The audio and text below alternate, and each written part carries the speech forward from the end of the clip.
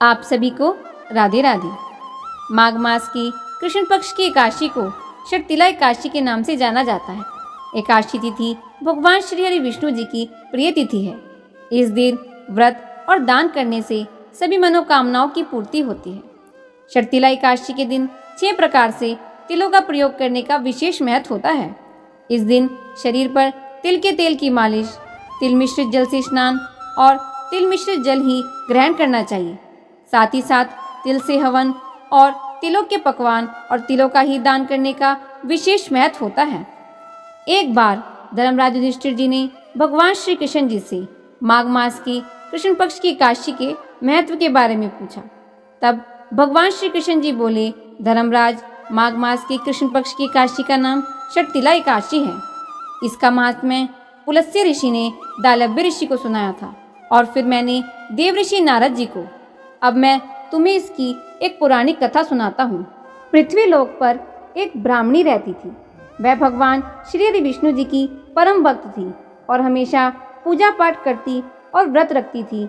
भले ही वह खूब धार्मिक थी, लेकिन उसने कभी भी किसी पूजा में दान नहीं किया और ना ही उसने कभी किसी देवता और ब्राह्मण के निमित्त अन्न या धन का दान किया। लेकिन कठोर व्रत और पूजन से भगवान विष्णु उससे बहुत अधिक प्रसन्न थे।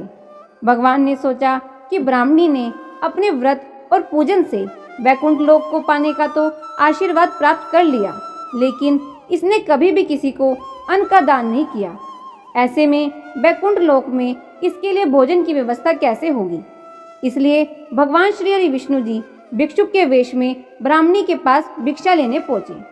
ब्राह्मणी ने भिक्षा में एक मिट्टी का ढेला दे दिया, जिसे लेकर भगवान वैकुंठ लोक को आ गए। कुछ समय बाद उस ब्राह्मणी की मृत्यु हो गई और वह शरीर त्याग कर वैकुंठ लोक में आ गई।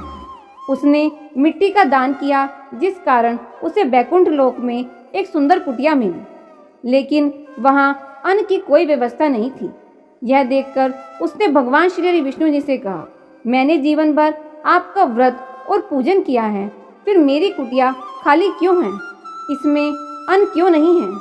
तब भगवान श्री हरि विष्णु जी बोले कि तुमने कभी भी किसी को अन्न का दान नहीं किया। ब्राह्मणी ने भगवान श्री विष्णु जी से अपनी भूल सुधारने का उपाय पूछा।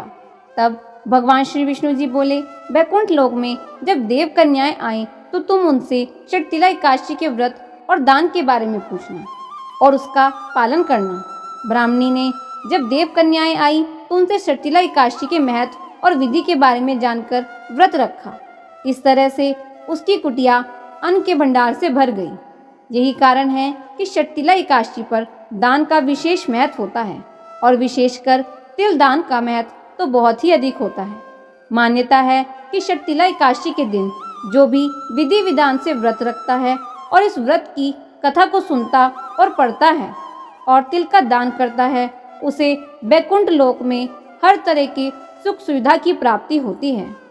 बोलिए वृंदावन बिहारी लाल की जय। जय जय श्री राधे।